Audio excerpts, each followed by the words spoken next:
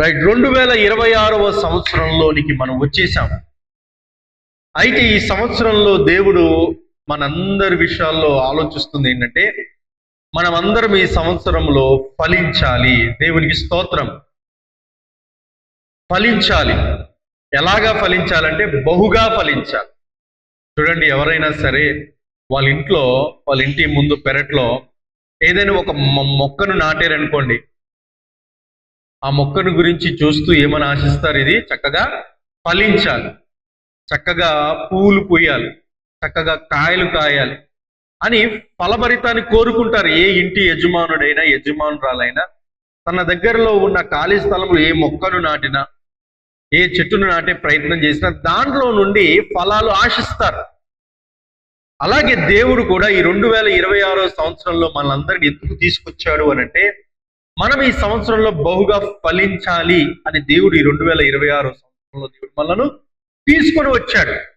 గడిచిన 2025వ సంవత్సరంలో మనము దేవుడు ఆశించినట్లుగా ఫలించకపోయినా, దేవుడు మన జీవితాల్లో కోరుకున్నట్లుగా మనం అంతగా దేవుడిలో మనం ఎదగకపోయినా, దేవుడు కృప చూపించి 2026వ సంవత్సరంలో దేవుడు మనల్ని తీసుకుని వచ్చాడు. యేసుక్రీస్తు ప్రభువారు ఒకానొక సమయంలో ఒక ఉపమానం చెప్తారు. ఆ ఉపమానం ఒకసారి మనం చదువుకుందాం. లూకా సువార్త 13వ అధ్యాయం 6వ వచనం నుంచి ఒకసారి చదువుదాం. మరియు ఆయన వారితో ఉపమానము చెప్పెను. ఒక మనుష్యుని ద్రాక్ష తోటలో అంజూరపు చెట్టు ఒకటి నాటబడి ఉండెను. అతడు దాని పండ్లు వెదకవచ్చినప్పుడు ఏమీ దొరకలేదు.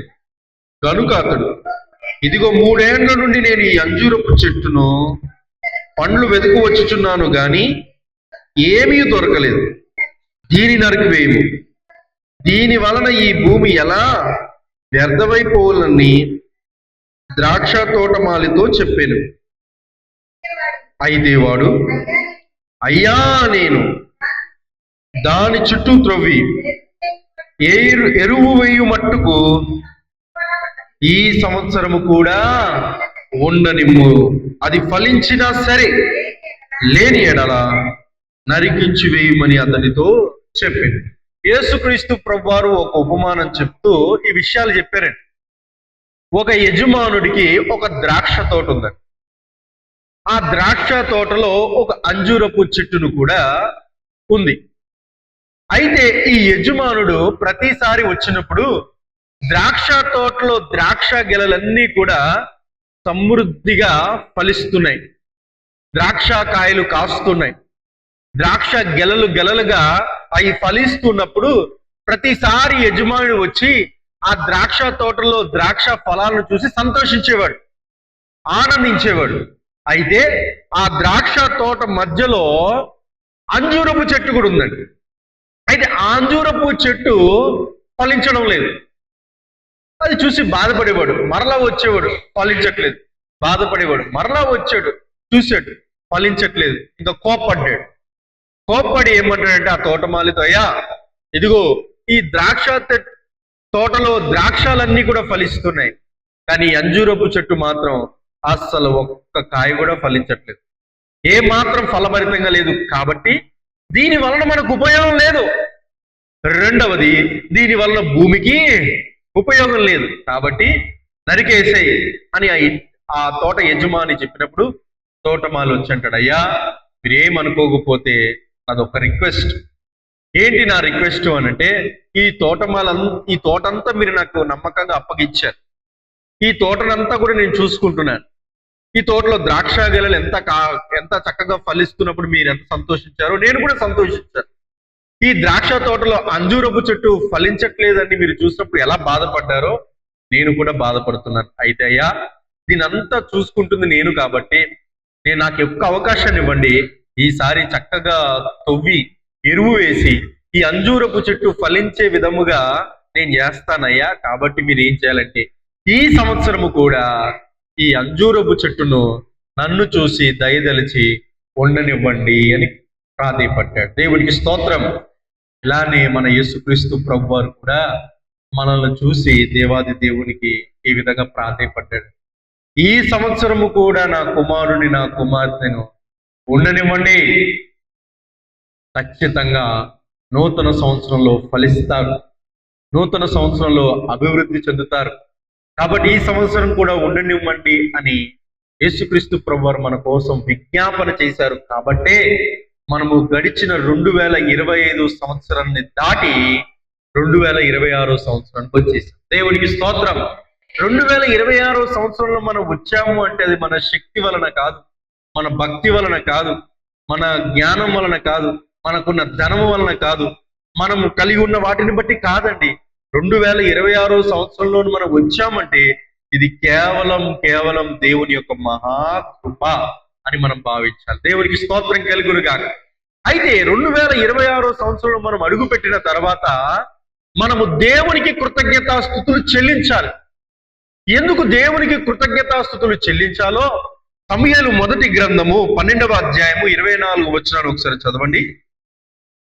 సమూయేలు మొదటి గ్రంథము 12వ అధ్యాయము 24 వచనం.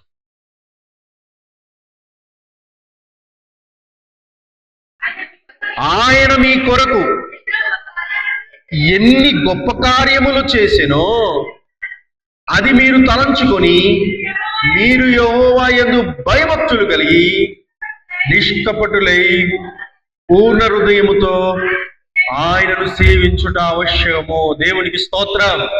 2026వ సంవత్సరంలోనికి మనం అడుగు పెట్టాము అనంటే గడిచిన 2025 సంవత్సరంలో దేవుడు మన జీవితాల్లో ఎన్నో గొప్ప కార్యాలు చేశాడు, ఎన్నో మేలులు చేశాడు, ఎన్నెన్నో ఆశీర్వాదాలను ఇచ్చాడు. అవి మచ్చుకు ఒక 3 విషయాలు మీకు చెప్తాను.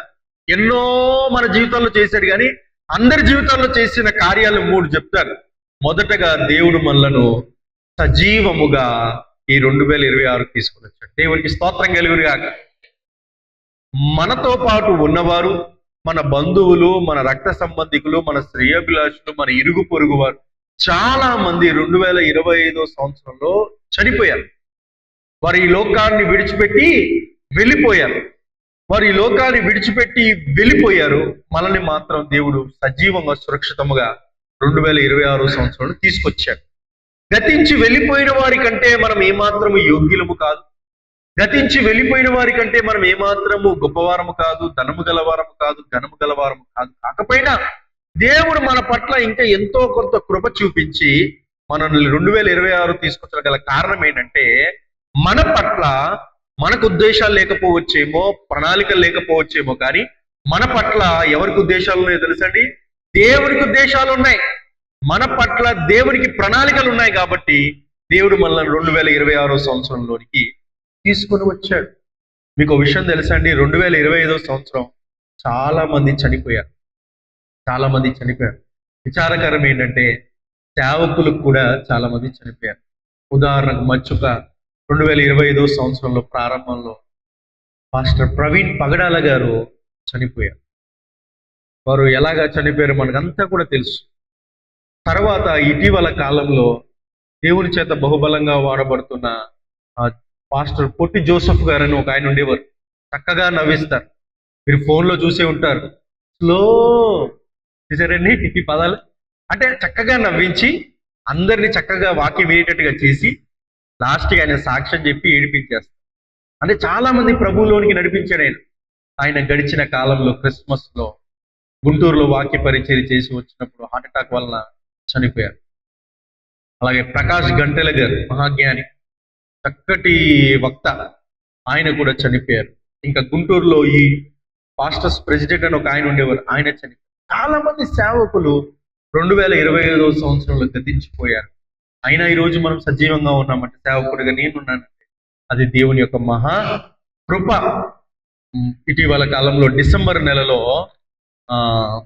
నరసాపురంలో ఒక చర్చ్ వారు పిలిస్తే అక్కడ వాక్య పరిచర్య చేసి వస్తున్నాను. ఆ వచ్చే టైం ఎంత టైం అంటే సుమారు 12:30, 1 గంట అర్ధరాత్రి ఒక్కరిని వస్తుంది అనమాట. వస్తున్నప్పుడు మీరు నమ్మండి, బండి మీద వెళ్తున్నప్పుడు నాకు ఎదర ఉన్న రోడ్డు అస్సలు కనబట్లా. కారణం ఏంటంటే చలి, మంచు, పొగ, అసలు ఎదర ఏమాత్రం కనబట్లేదండి. లైట్ వేసేనంటే ఆ లైట్ ఇక్కడ వరకే కనబడుతుంది. ఒకవేళ కారు వచ్చినా కొంతవరకే కనబడుతుంది కానీ కనబడట్లా. అప్పుడు అనుకున్నాను, ప్రవ్వా క్షేమంగా తీసుకెళ్తే సేవలో ముందుకు వెళ్తాను ప్రవ్వా, నీ చిత్తము నాయన అని జాగ్రత్తగా వచ్చేసానండి భీమవరం. దేవునికి స్తోత్రం. ఎందుకు ఈ విషయాలు మనము జ్ఞాపకం తెచ్చుకోవాలంటే వాక్యం సెలవిస్తుంది, ఆయన మీ కొరకు ఎన్ని గొప్ప కార్యాలు చేసినో తలంచుకొనండి అని వాక్యం సెలవిస్తుంది. మొదట మనల్ని దేవుడు మరణము నుండి దేవుడు తప్పించాడు. రెండవదిగా ప్రమాదాల నుండి దేవుడు మనలను తప్పించాడు. ఎన్ని ప్రమాదాలు జరగలేదండి 2025 సంవత్సరంలో. ఫ్లైట్ ఇలాగా ఎగిరింది, ఒక్క నిమిషంలోనే ఫ్లైట్ కుప్పకూలిపోయింది. ఆ ఫ్లైట్ లో ఉన్న 250 మంది సజీవంగా చనిపోయారు, దహనం అయిపోయి చనిపోయారు, కాలిపోయి చనిపోయారు. తర్వాత మనకి తెలుసు, కర్నూలు నుండి బెంగళూరుకి వెళ్తుంది ఓ బస్సు, మార్గం మధ్యలో ఆ బస్సు ఏమైపోయిందండి, తగలబడిపోయింది, చనిపోయారు. అలాగే తెలంగాణ ప్రాంతంలో బస్సు ప్రయాణం వెళ్తా ఉంటే ఆ రాళ్లతో ఉన్న లారీ వచ్చేసింది, బస్సును గుద్దేసింది. మొత్తం రాళ్ళన్నీ కూడా బస్సులో పడిపోయి చాలా మంది అక్కడ చనిపోయారు. చాలా మంది ట్రైన్ యాక్సిడెంట్ లో చనిపోయారు, రోడ్ యాక్సిడెంట్ లో చనిపోయారు, ప్రయాణం చేస్తూ చనిపోయారు. చాలా మంది ప్రమాదంలో కూడా చనిపోయారు. అయితే మనము కూడా బస్సు ప్రయాణాలు చేసాం, ఏమా చేయలేదమ్మా? ఈ మధ్య ఫ్రీ బస్సు రాగానే ఏ కారణం లేకుండా వెళ్ళిపోతున్నారంట, మెల్లగా షికారు చేసి వచ్చేస్తున్నారంట. మొన్న గణపవరం వెళ్ళామండి, బట్టల గురించి గణపవరం వెళ్తే మొత్తం ఆడోళ్ళు ఉన్నారు అక్కడ. ఒక పనిచేసే ఆమెతో అడిగేది, అమ్మా ప్రతి సీజన్ ఇలానే ఉంటారమ్మా అంటే, లేదండి ఆ ఫ్రీ బస్సు ఒకటి వేసాడు కదా, ఒక సీర కొనడానికి 10 మంది వచ్చేస్తున్నారండి, వెళ్ళిపోతున్నారండి, రోజు ఇదే తంతు అండి. ఉదాహరణ చెప్తాను, బస్సు ప్రయాణాలు మనం ఎన్ని ప్రయాణాలు చేయలేదండి, కానీ దేవుడు 2025 సంవత్సరం ప్రయాణాలన్నీ కూడా దేవుడు కాపాడాడు. దేవునికి స్తోత్రం. బస్సు ప్రయాణాలు చేసాం, బండి మీద ప్రయాణాలు చేసాం, అదే రోడ్లో చనిపోయిన వారు ఎంతో మంది ఉన్నారు, అదే రోడ్లో మనం ప్రయాణాలు చేసామండి. కానీ ఆ ప్రయాణాలన్నిటిలో ఏ ప్రమాదం జరగకుండా దేవుడు మనలను కాపాడి 2026 సంవత్సరం తీసుకుని దేవునికి స్తోత్రం. 116వ కీర్తన ఒకసారి మనం చదువుకుందాం. 116వ కీర్తన 8వ వచనం. 116వ కీర్తన 8వ వచనం. మరణము నుండి నా ప్రాణమును, కన్నీళ్లు విడవకుండా నా కన్నులను, జారిపడకుండా నా పాదములను నీవు తప్పించున్నావు. దేవునికి స్తోత్రం. ఒకసారి మనం ఈ వాక్యాన్ని మనము జాగ్రత్తగా చదివినట్లయితే, మరణము నుండి నా ప్రాణము, కన్నీళ్లు విడవకుండా నా కన్నులను, జారిపడకుండా నా పాదములు నీవు తప్పించు. ఇందాక మనము ఈ విషయాన్ని మనం ధ్యానించాం. మరణము నుండి నా ప్రాణమును నీవే తప్పించావు ప్రభు. ఒకవేళ నువ్వు తప్పించకపోతే ఈరోజు నేను కూడా మరణ సంఖ్యలో ఉండేవారు. రెండవది, కన్నీళ్లు విడవకుండా నా కన్నులను, అనగా అర్థం ఏంటంటే, మనకి కన్నీళ్ళు ఎక్కువగా వచ్చేటటువంటి పరిస్థితి ఏదైనా ఉందంటే, మన హృదయం గాయపడినప్పుడు, బాధపడినప్పుడు, కృంగిపోయినప్పుడు, సమస్యల చేత, కష్టాల చేత, ఇబ్బందులు గుండా కృంగిపోయిన పరిస్థితిలో ఉన్నప్పుడు మన కన్నీళ్ళు జలజల రావు. అలాంటి కొన్ని పరిస్థితులు వచ్చినా, కొంతమందికి రాకపోయినా, ఏది ఏమైనప్పటికీ ఆ కన్నీళ్ల నుండి దేవుడు ఆనంద బాష్పాలుగా మార్చి 2026 సంవత్సరాన్ని తీసుకొచ్చేసాడు. దేవునికి స్తోత్రం. హల్లెలూయా. మూడవది, జారిపడకుండా నా పాదములు నీవు తప్పించి ఉన్నావు. జారిపడకుండా నా పాదములు అనగా అర్థం ఏంటంటే, 2025 సంవత్సరంలో మనలను సైతాను అనేక తప్పుడు త్రోవల గుండా నడిపించే ప్రయత్నం చేసిన దేవుడు ఆ తప్పుడు త్రోవలకు వెళ్లకుండా దేవుడు జాగ్రత్తగా మనలను కాపాడి 2026 సంవత్సరం తీసుకుని వచ్చేసాడు. నిజమండి, ఒకవేళ ఒక్క తప్పుడు త్రోవకు మనం వెళ్ళినట్లయితే, రాంగ్ డిసిషన్ తీసుకొని ఒక రాంగ్ వేలోకి వెళ్ళినట్లయితే మన జీవితాలు అతలాకుతలాలు అయిపోతాయి. చూడండి, ఈ రోజుల్లో చాలా కుటుంబాలు పాడైపోవడం గల కారణం ఏంటంటే తప్పుడు త్రోవలు, రాంగ్ రిలేషన్స్. వివాహం అయినప్పటికీ కూడా ఈ వ్యభిచారమైన ఆలోచనలతో, రాంగ్ రిలేషన్, తప్పుడు త్రోవల వలన కుటుంబాలు 2025 సంవత్సరంలో ఎన్ని కుటుంబాలు రోడ్డున పడ్డాయి, ఎన్ని కుటుంబాలు రోడ్డున పడ్డాయి. అలాంటి తప్పుడు త్రోవలకు మన పాదాలు వెళ్లకుండా దేవుడు ఏం చేశాడండి, కాపాడి చక్కగా కుటుంబ సమేతముగా 2026 సంవత్సరంలో చూసే కృపను దేవుడు మనకిచ్చాడు. దేవుడికి స్తోత్రం. ఈ కార్యాలను బట్టి మనం దేవునికి కృతజ్ఞతాస్తుతులు చెల్లించాలి. మూడవదిగా మనలను దేవుడు ఏం చేశాడో తెలుసండి, ఆరోగ్యంగా ఈ 2026 సంవత్సరం. ఎంతమంది 2025 సంవత్సరంలో అనారోగ్య పాలయ్యారండి. కొంతమంది బహుశా మన వారిలో కొంతమంది అనారోగ్యంగా ఉన్నప్పటికీ అలా ఆసుపత్రులకు వెళ్ళి మరలా వైద్యం చేయించుకొని తిరిగి క్షేమంగా వచ్చారు. క్షేమంగా రాని వారు చాలా మంది ఉన్నారు. హాస్పిటల్లో ట్రీట్మెంట్ తీసుకుని ఐసీయూకి వెళ్ళి అక్కడి నుంచి అటే వెళ్ళిపోయిన వాళ్ళు ఉన్నారు. ఏది ఏమైనప్పటికీ దేవుడు మనలను అనారోగ్యాల నుండి ఆరోగ్యాన్ని కాపాడి 2026 సంవత్సరం ప్రపంచంలో ప్రస్తుతం ఉన్న ఈ రోజుల్లో గొప్ప ధనవంతుడు ఎవరైనా ఉన్నారు అనంటే ఆరోగ్యవంతులే ధనవంతుడు. చూడండి, ఏదైనా చిన్న అనారోగ్యం వచ్చి హాస్పిటల్కి వెళ్ళే ప్రయత్నం చేయండి. డాక్టర్ని చూడడానికి ఒక 500 సమర్పించాలి. ఫస్ట్ డాక్టర్ మొఖాన్ని చూడడానికి ఏంటమ్మా అంటే చీటీ, అంతే కదమ్మా, చీటీ రాయించడానికి ఒక 500. ఆ చూసిన తర్వాత మందులు అయితే దానికి 1000 రూపాయలు ఖర్చు పెట్టి తిరిగి ఇంటికి వస్తున్నారు. అదే పాస్టర్ గారి దగ్గరికి వచ్చి ప్రార్థన చేసుకుంటే ఫ్రీ కదండి. దేవునికి స్తోత్రం. నాకు మా పిల్లలు చిన్నపిల్లలు 2 ఉన్నారండి. దేవుని మహిమార్థమై చెప్తున్నాను. నాకైతే చిన్నప్పటి నుంచి ట్యాబ్లెట్లు కానీ ఇంజక్షన్ మనకేం పడదండి. ఒకసారి జ్వరంతో ట్యాబ్లెట్ ఇస్తే ట్యాబ్లెట్ వేసుకున్నాను, నీళ్ళు తాగుతున్నాను, నీళ్ళు వెళ్ళిపోతున్నాయి కానీ ట్యాబ్లెట్ వెళ్ళట్లా. అలవాటు లేక అంటే దేవుడు ఆరోగ్యాన్ని అలాగా కాపాడుకుంటూ తీసుకొచ్చాడు. పిల్లలకి చిన్న చిన్న జలుబులు చేస్తాయి కదండి. చిన్న పాప కావాలి, పెద్ద పాప చిన్న జలుబు వచ్చిన పాస్టర్ గారు కంగారు పడి హాస్పిటల్కి వెళ్ళిపోదామంట. హాస్పిటల్ కింద నాతోటే ప్రార్థన చేయించుకోనంట. వెళ్ళిపోదామంటారు. సరే వెళ్తే అక్కడ అన్ని ఖర్చులతో తిరిగి రావచ్చు. చూడండి, ఈరోజు చిన్న అనారోగ్యం వస్తే 1000 రూపాయలు ఖర్చు అవుతున్నాయి. కానీ దేవుడు 2025 సంవత్సరంలో మనకి పెద్ద పెద్ద పరిస్థితులు రాకుండానే దేవుడు వాటన్నిటినీ జాగ్రత్త పరిచి 2025 సంవత్సరంలో అనారోగ్యాల నుండి తప్పించి ఆరోగ్యంగా 2026 సంవత్సరంలోనికి దేవుడు మనలను తీసుకొని వచ్చాడు. అందుకు మనము దేవునికి కృతజ్ఞతాస్తుతులు చెల్లించాలి. దేవునికి స్తోత్రం. ఆయన మీ జీవితాల్లో ఎన్ని గొప్ప కార్యములు చేసినో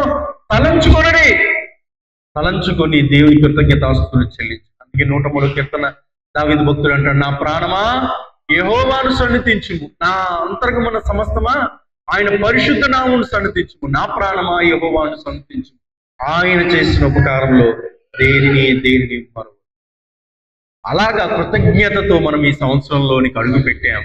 కృతజ్ఞతగా దేవుని పట్ల కృతజ్ఞత కలిగి జీవిస్తూ ముందుకు సాగిపోవాలి. అయితే ఈ సంవత్సరంలో దేవుడు మన జీవితంలో ఆశిస్తుంది ఏంటంటే మీరు ఫలించాలి. ఎలా ఫలించాలంటే బహుగా ఫలించాలి. మనం బహుగా ఫలించాలి అని అంటే ఇందాక మనం 15వ అధ్యాయంలో యోహాను సువార్తలో చదువుకున్నాం. కారణం ఏది లేదండి, దేవుడే చెప్పాడు మీరు ఫలించాలంటే నాతో పాటు మీరు ఉండాలి. ద్రాక్షావల్లి తీగతో ఎలా అంటుకట్టబడుతూ ఉంటుందో అప్పుడే ద్రాక్షాలు ఎలా ఫలిస్తాయో అలాగే మనము దేవుడిలో ఉన్నప్పుడు, దేవుడు మనతో ఉన్నప్పుడు మన జీవితాలు, మన ఆధ్యాత్మిక వ్యక్తిత్వ జీవితాలు ఫలిస్తాయి. మన ఫలభరితముగా జీవించాలంటే మనం దేవుడితో ఉండాలి. దేవుడితో ఉండాలంటే మనం ఏం చేయాలో తెలుసా? మొదటిగా దేవుని ప్రేమించాలి. ఎవరిని ప్రేమించాలమ్మా? మన జీవితాల్లో మొట్టమొదటి ప్రేమను చూపించాలి ఎవరికైనా అంటే మొదట దేవునికే. దేవుని తప్ప మనం ఇంకెవ్వరిని ఎక్కువగా ప్రేమించకూడదు. దేవుని ప్రేమించాలి అని అంటే మనం ఏం చేయాలో తెలుసా? దేవునికి ఎక్కువ సమయం ఇవ్వాలి.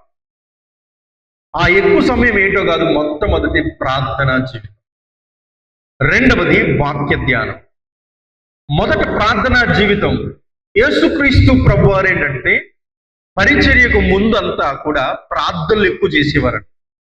ఆయనకు ఇంకొక అలవాటు ఏంటంటే ఉదయాన్నే ఇంకా చీకటిగా ఉండగానే ఉదయాన్నే లేచి అరణ్య మార్గం గుండా వెళ్ళి అక్కడ ప్రార్థన చేయుచూ వచ్చెను. అది యేసుక్రీస్తు ప్రభుకు వాడుక. మన జీవితాల్లో కూడా, మన ఆధ్యాత్మిక జీవితాల్లో మనం బహుగా ఫలించాలంటే మనకు ఉండవలసిన మొట్టమొదటి లక్షణం ప్రార్థనా జీవితం. ఈ ప్రార్థనా జీవితాన్ని ఎవరు కూడా నిర్లక్ష్యపరచకండి. ఉదయాన్నే లేచి మొదటగా మనం ప్రభువును కలుసుకోవాలి, ప్రభుతో మాట్లాడాలి. ప్రార్థన చేసినట్లయితే ప్రార్థన ద్వారా దేవుడు ఏం చేస్తాడో తెలుసండి, మనను సరైన మార్గంలో నడిపిస్తాడు. 32వ కీర్తన 8వ వచనం ఒకసారి మనం చదువుకుందాం. 32వ కీర్తన 8వ వచనం ఈ విధంగా రాయబడింది, నీకు ఉపదేశము చేసేదను, నీవు నడవలసిన మార్గమున నీకు బోధించదు. నీ మీద దృష్టి ఉంచి నీకు ఆలోచన. ఎవరైతే ప్రార్థనా జీవితాన్ని కలిగి ఉంటారో, ఎవరైతే ప్రార్థనలో ఎక్కువ సమయం గడుపుతారో, అలా ప్రార్థనా జీవితాన్ని కలిగి ఉన్న వారిని ఎవరు గైడ్ చేస్తారో తెలుసా అండి? ఎవరు నడిపిస్తారో తెలుసా అండి? దేవుడే నడిపిస్తాడు. అదే వాక్యం సెలవు. నీకు ఉపదేశం చేస్తాను, నీవు నడవలసిన మార్గమును నీకు బోధిస్తాను. లాస్ట్లో ఉంటుంది, నీకు ఆలోచన చెప్తాను. ఈ లోకంలో మనం మనుషుల దగ్గరికి వెళ్తే మనుషులు ఈ రోజుల్లో స్వార్థముతో కూడిన ఆలోచనలు చెప్తున్నారు. మన నాశనాన్ని కోరుకుంటున్నారు, మనం పాడైపోవాలని కోరుకుంటున్నారు. మనం నాశనం అయిపోతే వాళ్ళు చూసి ఆనందించేవారు ఈ రోజులు ఎక్కువ ఉంటున్నారు. అయితే మనకు మనుషుల ఆలోచనలు కావు, మనకి ఎవరి ఆలోచనలు కావాలి అని అంటే దేవుని ఆలోచనలు కావాలి. ప్రార్థన చేస్తున్నప్పుడు దేవుడు చక్కటి ఆలోచనలు ఇస్తాడండి. అలా ఆలోచనలు ఇచ్చినప్పుడు ఆలోచన ప్రకారంగా మనం ముందుకు సాగితే మన ఆధ్యాత్మిక జీవితం ఆశీర్వాదకరంగా ఉంది. దేవునికి స్తోత్రం. అలాగే రెండవది, మన ఆత్మీయంగా ఫలించాలంటే రెండవది వాక్య ధ్యానము. తీయండి కీర్తన గ్రంథం 1వ అధ్యాయం. దుష్టుల ఆలోచన చెప్పున నడవక, పాపుల మార్గమున నిలవక, అపహాసకులు కూర్చుండ చోట కూర్చుండక, యెహోవా ధర్మశాస్త్రమునందు ఆనందించుచు దివారాత్రములు దానిని ధ్యానించువాడు ధన్యుడు. మనము బహుగా ఫలించాలి అనంటే, ఇప్పుడు ద్రాక్ష చెట్లు బాగా ఫలించాలంటే దాన్ని చక్కగా భూమి సారం ఉండాలి, సూర్య కిరణాలు పడాలి, వాటర్ చక్కగా ప్రవహిస్తున్నట్లయితే అది చక్కగా ఫలిస్తుంది. అలాగే మన ఆధ్యాత్మిక జీవితంలో మనకు ప్రార్థనా జీవితంతో పాటు వాక్య ధ్యానము కూడా మనకు ఖచ్చితంగా ఉండాలి. అదే ఇందాక వాక్యం సెలవిస్తుంది, దివారాత్రములు దాన్ని ధ్యానించువాడు ధన్యుడు. అతడు నీటి కాలువలు ఎవరు నాటపడై ఆకు వాడక తన ఫలం కాలమందు ఫలమిచ్చు. అది దేవునికి స్తోత్రం. అంటే ఎవరైతే దేవుని వాక్యాన్ని క్రమంగా ధ్యానిస్తారో, అలా వాక్యాన్ని ధ్యానించేవారంట ఆకు వాడక, అనగా ఫెయిల్యూర్స్ అనేది లేకుండా బహుగా ఫలిస్తారంట. మన జీవితాల్లో దేవుడు ఇదే కోరుతున్నాడు. ఈ సంవత్సరంలో మీరు ఫలించాలి. మీరు ఫలించాలంటే వాక్యాన్ని ధ్యానించాలి. ఒకవైపు ప్రార్థించాలి, రెండో వైపు వాక్యాన్ని ధ్యానించాలి. క్రమంగా వాక్యాన్ని ధ్యానించాలి. ఒక క్రైస్తవుడు కనీసం సంవత్సరానికి ఒక్కసారైనా బైబిల్ పూర్తి చేయాలి. మనలో బైబిల్ పూర్తి చేసిన వారు ఉన్నారండి? బహు తక్కువ మంది ఉంటారు. కొంతమందికి 60 సంవత్సరాలు వచ్చేస్తాయి, 70 సంవత్సరాలు వచ్చేస్తాయి. ఎవరయ్యా వీరంటే చిన్నప్పటి నుండి క్రైస్తవ్యంలో ఉన్నవారు, కానీ ఒక్కసారికి కూడా ఈ బైబిల్ పూర్తిగా చదవని వాళ్ళు బహుశా చాలా మంది ఉంటారు. ఈ బైబిల్ని ఎన్ని సంవత్సరాలు మోసేయమండి? ప్రతి ఆదివారం పట్టుకొని వచ్చేస్తాం, ప్రతి శుక్రవారం పట్టుకొని వచ్చేస్తాం. కానీ మన బైబిల్ ధ్యానం ఎలా ఉంటుందో తెలుసా అండి? యెహోవా నా కాపరి, నాకు లేమి కలగదు. రోజు పడుకున్నప్పుడు అదే కీర్తన, ఇంకా కీర్తన లేవా?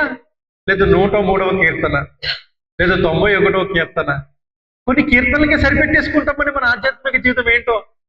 లేదండి.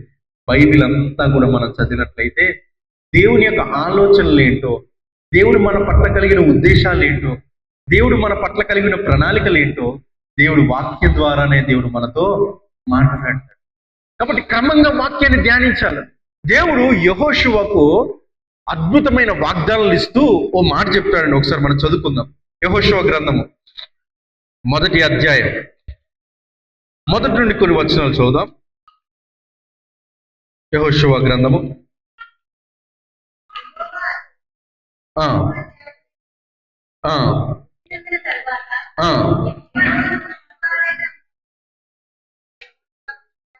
ఇలాగూ సెలవిచ్చారు, నా సేవకుడైన మోషే మృతి నొందెను. కాబట్టి నీవు లేచి నీవును నీ జనులందరూ ఈ యోర్దాను నది దాటి నేను ఇజ్రాయేలుకి ఇచ్చిన దేశమునకు వెళ్ళుడి. నేను మోషేతో చెప్పినట్లు మీరు అడుగుపెట్టు ప్రతి స్థలము మీకు ఇచ్చుచున్నాను. చాలా 6వ వచనం, 5వ వచనం, నీవు బ్రతుకు దినములన్నిటిను ఏ మనుష్యుడు నీ ఎదుట నిలవలేకుండా నేను మోషేకు తోడైనట్లు నీకు తోడై ఉన్నాను. నిన్ను విడువను, నిన్ను ఎడబాయను, నిబ్బరము కలిగి ధైర్యముగా ఉండము. దేవునికి స్తోత్రం. ఇక్కడ ఎవరు ఉన్నారంటే యెహోషువ ఉన్నాడు. మోషే లక్షల మంది ప్రజలు నడిపించే నాయకుడిగా బాధ్యతలన్నీ కూడా తీసుకొని లక్షల మంది ప్రజలను అరణ్య మార్గం గుండా నడిపించుకుంటూ తన ఈ యాత్ర ముగిసేసరికి మోషే గారు లోకయాత్రను విడిచిపెట్టేశారు. ఇప్పుడు అంతమంది లక్షల మంది ప్రజలు నడిపించే నాయకుడు కావాలి. అలా నాయకుడు ఎవరు కావాలి, ఎవరు రావాలి అని అందరూ వెయ్యి కళ్ళతో ఎదురు చూస్తున్నారు. ఇప్పుడు ఇజ్రాయేలీయుల యొక్క లక్షల మంది ప్రయాణాలు అక్కడికి ఆగిపోయినాయండి. ఒక్క అడుగు ముందుకు వేయలేకపోతున్నారు. ఒక అడుగు ముందుకు వెయ్యాలంటే ముందుకు నడిపించే నాయకుడు కావాలి. ఎవరుండాలి, ఎవరు రావాలి, ఎవరు వస్తారని ఎదురు చూస్తే దేవుడే యెహోషువని ఏర్పాటు చేసుకున్నాడు. యెహోషువ లే, మోషే చనిపోయాడు, నువ్వు కృంగిపోయి నేలను ముఖాన్ని పెట్టుకొని ఏడుస్తూ ఏడుస్తూ బాధపడితే ఎలాగ? లక్షల మంది ప్రజలు నడిపించే నాయకుడిగా తర్వాత నిన్నే నేను ఎన్నుకున్నాను. నువ్వు లేచి నడుము కట్టుకొని ముందుకు సాగిపో. నేను మోషేకు ఎలాగైతే తోడుగా ఉన్నానో, మోషేకు ఎలాగైతే తోడుగా ఉండి లక్షల మంది ప్రజలు నడిపించాను, నీకు కూడా తోడుగా ఉండి ఈ లక్షల మంది ప్రజలు నేను నడిపించబోతున్నాను. నువ్వు నిబ్బరము కలిగి ధైర్యముగా ఉండు, నేను నీకు తోడుగా ఉంటాను అని వాగ్దానం ఇచ్చాడు. దేవునికి స్తోత్రం. హల్లెలూయా. చూడండి, ఈ 2026వ సంవత్సరంలో కూడా దేవుడి వాగ్దానంతో మనల్ని నడిపించబోతున్నాడు. నిబ్బరము కలిగి ధైర్యంగా ఉండండి. ఈ 2026వ సంవత్సరంలో మీకు నేను తోడుగా ఉంటాను, మీకు నేను ధైర్యాన్ని ఇస్తున్నాను. ధైర్యముతో అడుగులు ముందుకేయండి, మీకు నేను తోడుగా ఉండి మిమ్మల్ని నడిపిస్తానని దేవుడి రోజు ఈ వాక్యం ద్వారా మనతో మాట్లాడు. అయితే ఈ యెహోషువకు రాబోతున్న కాలమంతా కూడా ఆశీర్వాదకరముగా, దీవెనకరముగా, దేవునికి మహిమకరముగా ఈ లక్షల మంది ప్రజలు తన మాట వినాలంటే దేవుడు ఒక అద్భుతమైన సీక్రెట్ చెప్పాడు. అది మనం చదువుకుందాం. 7వ వచనం.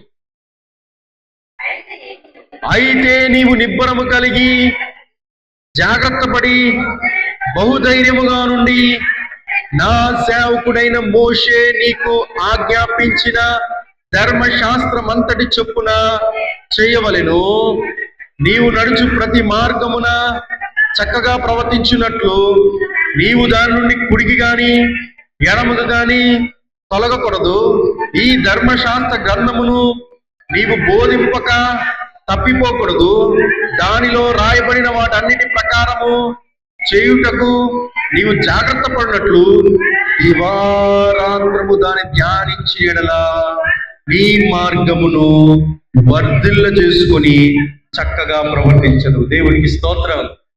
యెహోషువకు దేవుడు చెప్పిన సీక్రెట్ ఏంటో తెలుసా? ఇదిగో యెహోషువ, ఈ ధర్మశాస్త్రాన్ని నీకు ఇస్తున్నాను. ఈ ధర్మశాస్త్రాన్ని నీవు దివారాత్రము ధ్యానించు. ఉందండి బైబిల్లో, దివారాత్రము ధ్యానించు. అలా నువ్వు దివారాత్రము ఈ ధర్మశాస్త్రాన్ని నువ్వు ధ్యానిస్తే ఈ మాటలే నిన్ను ధైర్యపరుస్తాయి. ఈ మాటలే నీకు కొండంత అండగా నిలబడతాయి. ఈ మాటలే నీకు బహుధైర్యాన్ని పుట్టిస్తాయి. కాబట్టి లక్షల మంది ప్రజలు నీ మాట విని నీ ప్రకారంగా నీ అడుగు జాడులో వారు నడుచుకుంటూ రావాలి అనంటే నువ్వు చేయవలసింది ఏంటో తెలుసా? ఇదిగో ఈ వాక్యాన్ని దివారాత్రము ధ్యానించు. అప్పుడు ఏ ఒక్కడు కూడా నీ ముందు నిలబడకుండా నేను చేస్తాను. దేవునికి స్తోత్రం. హల్లెలూయా.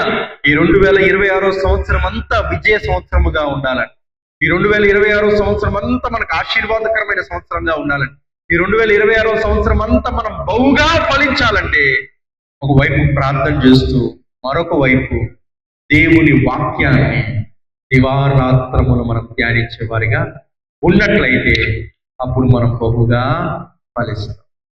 దేవుని ప్రేమించండి. మొదటిగా దేవుని ప్రేమించడం అంటే ప్రార్థించడం. దేవుని ప్రేమించడం అంటే దేవుని వాక్యాన్ని ధ్యానించడం. దేవుని ప్రేమించడం అంటే రెండవది దేవుని మందిరాన్ని ప్రేమించడం. క్రమంగా 2026వ సంవత్సరం దేవుని మందిరానికి రండి. మీరు నిజంగా దేవుని ప్రేమించేవారైనట్లయితే దేవుని మందిరాన్ని ప్రేమిస్తారు. ఒక తీర్మానం తీసుకోవాలండి. ఏంటో తెలుసా? ఈ సంవత్సరంలో ఏ ఆదివారమో మానము నాయన అని తీర్మానం తీసుకో. ఒక సంవత్సరంలో ఎన్ని ఆదివారాలు ఉంటాయండి? 52 ఆదివారాలు ఉంటాయి.